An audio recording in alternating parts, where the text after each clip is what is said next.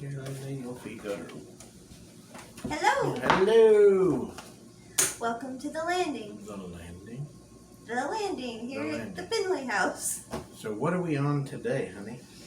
We are on lesson 34, which is... 34. We've had 34 lessons. Yes. Wow. I'm proud of us. It's a lot of lessons. 34 of them. 34. All 34. Well, today's lesson is about forgiveness. Forgiveness. Very good lesson to have. It is a very good lesson to have. I think we all need to know a little bit about forgiveness. I agree. So what is our principle? Would you like to read our principle and our scripture truths? Not only I would love to. Great.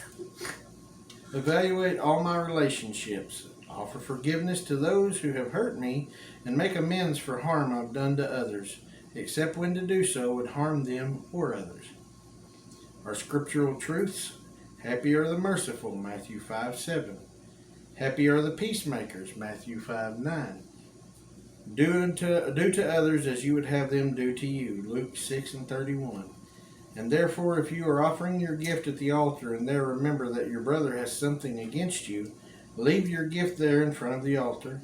First, go and be reconciled to your brother, then come and offer your gift. Matthew 5:23 and 24. Blessed are the merciful and the peacemakers. We don't see that much nowadays, do we? Not as much as we would like. Well, first thing we're going to do is we're going to drop my bookmarker. We're going to visualize. In the world of make-believe? In the world of imagining things. Oh, imagination. It's something that we like to do here at the landing occasionally, since we're doing, in-person lessons online. We have to visualize sometimes. Yep. So that's what we're going to do. What are we going to visualize? We're going to visualize holding 2 gallons of fluid. It could be water. It could be milk. It's up to you. But there's 2 gallons of fluid in each hand. Okay. So how much does each gallon weigh? A gallon? We know that a gallon weighs 8 pounds. I didn't remember that. But anyway. So we're holding 16 pounds. So you think about it, and you've got 8 pounds in each arm. That don't sound like much, does it? But if you hold it straight out in front of you, what happens? It gets heavy. Ooh, that's hard to hold, isn't it? It can be. It ain't that bad at first, though, is it? No. But the longer you hold it out there, what happens? The tireder my arms get. And then you just get wore out. You can't hold it up, can you? Nope. You just get exhausted, don't you? Yeah. Well, explain to them why this analogy and this imaginative. Jerry's on. He's a teacher, so he's probably going to go. That ain't the way you say it. Well, you did a good job with that. Yeah. It says, the thing is, you and I carry heavy stuff around with us all the time. The Bible calls these things burdens. Maybe your burdens are your worries. Yeah.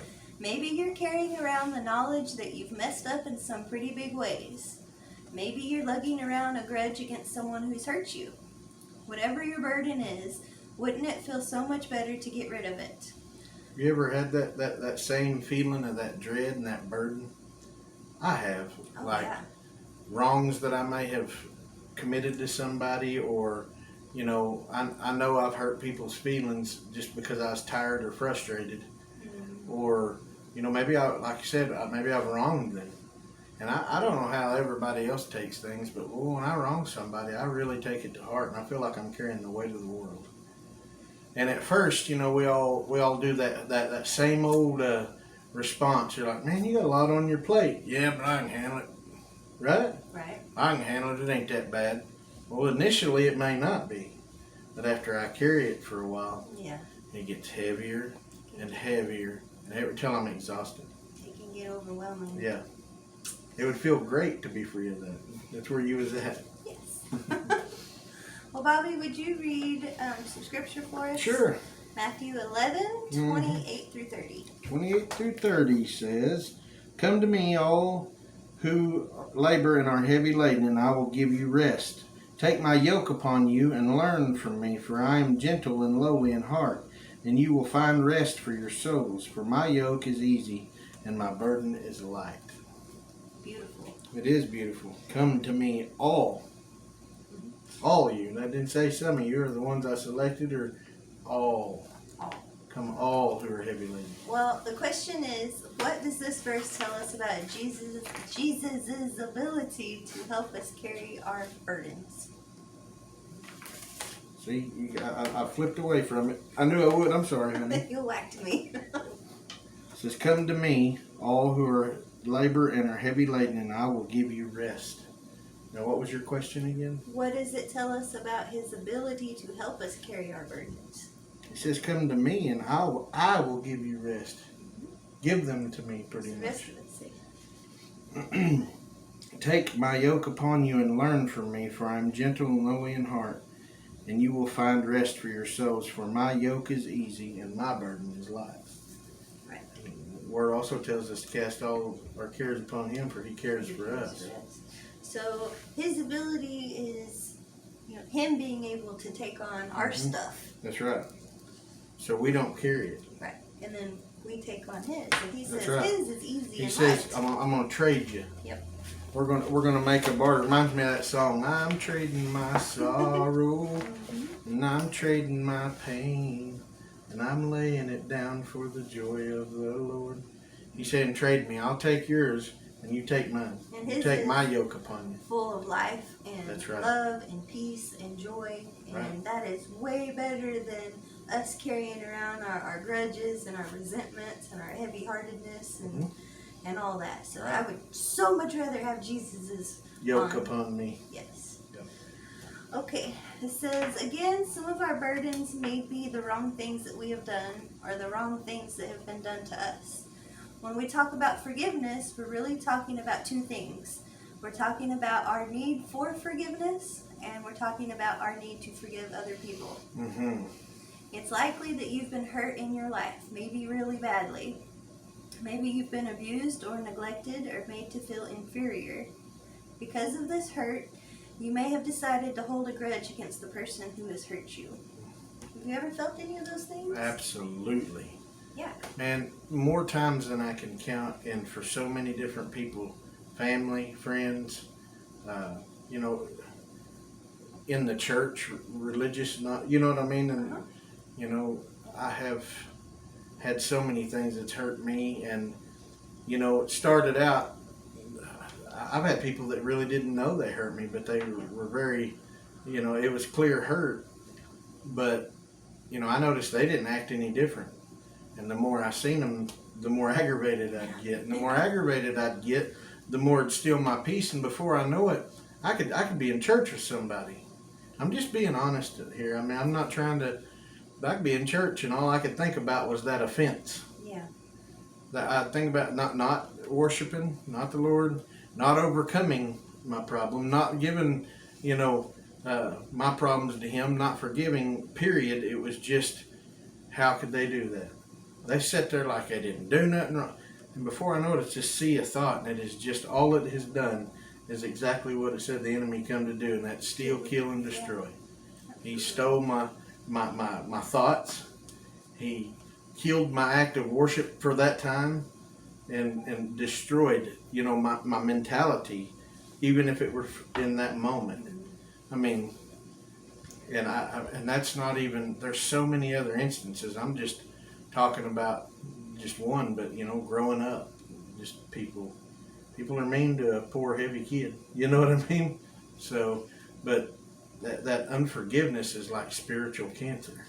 Well, it goes on to say, if you and I are going to get better, if we're going to be able to find freedom from our hurts, hang-ups, and habits, we're going to have to forgive those who have hurt us. But why? One big reason is that you and I have needed and will need forgiveness ourselves. Absolutely. If you'll read Romans 5:8. Romans 5 and 8. I will read Romans 5 and 8. It says, but God demonstrated His own love toward us, and that while we were still sinners, Christ died for us. Absolutely. It says that verse tells us that Jesus died for us before we got our acts together. Jesus died to forgive us. Let me change that. Jesus died to forgive me. Jesus died to forgive you. That's right. Jesus died to forgive you. And he did this over 2,000 years ago, Mhm. long before any of us were even born or thought of. He paid the price to forgive our sins. And I ask the question, if you have given your life to Jesus, do you feel that forgiveness? Not always. I mean, sometimes I don't forgive myself right away. You know what I mean? It just seems like it's a progressive sanctification, I guess, you know? Yeah. It just, sometimes we can have unforgiveness for ourselves like we learned last week. Mhm. You know, we can forgive others probably a little more easily than I can forgive myself. Yeah, it's usually easier to... But in all instances, that unforgiveness is like spiritual cancer. It just eats your spirituality. You know what I mean? It just eats you, you know? You ever heard people, it's just eating at me? Mhm. It's the way it is. So, if... But, well, I'm sorry. Go ahead. No, it says in the Word, it says, but God demonstrated His own love toward us. Yeah. And what did Jesus say to the disciples, how they would know you're one of mine? By your love. So By our love. if it's by our love for one another, we're to demonstrate, he's our example, correct? Right. So we demonstrate that love the way He demonstrated that love. By forgiving others. It's I know that it's simple to say, and it's really tough to do, you know. I have to pray a lot of times to God would help me, you know, help me let go of things. You know, even sometimes, you know, I've said many times in my life, well, I've forgiven them, but I haven't let it go. So did I? No, what I'm really saying is I want to forgive them, but I haven't let it go. You know, so I'd like to tell you that I've done it 100% in life, but I think every one of us battle it somewhere. Oh, yeah. You know, somewhere. So, Normal. but my heart, thank God that He looks upon my heart, and He knows I want to. You know what I mean? Because I truly do want to find all those areas in my life and say, I just release it to You, Lord. I want to take Your yoke upon me. I've had to pray more than a few times. Yeah. Lord, I want to forgive them. Yeah. Yeah, because you know, He knows the truth before we speak it, and so, I mean, I think that's the best way to pray is just, God, I don't want to right now. I don't feel like it, but would You help me want to and feel like it? Because I need You to kind of prepare me, you know. So if Jesus has forgiven us for the times that we've blown it, we need to be willing to forgive other people when they've messed up too. Right. I'm not saying that'll be easy, but it is necessary. That's what grace is. That is what grace is called. Colossians 3:13 says, "Be gentle and ready to forgive, never hold grudges. Remember the Lord forgave you, so you must also forgive others." Amen. It says, "The power to forgive those that have hurt us comes from Jesus and His forgiveness. Right now, you may not feel like forgiving those that have hurt you, but you can begin the process of letting go of the grudge."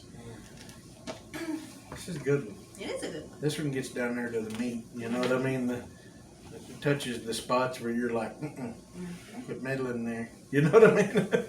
Yeah. And we begin to let go of the grudges by asking Jesus to help us do that. Yeah.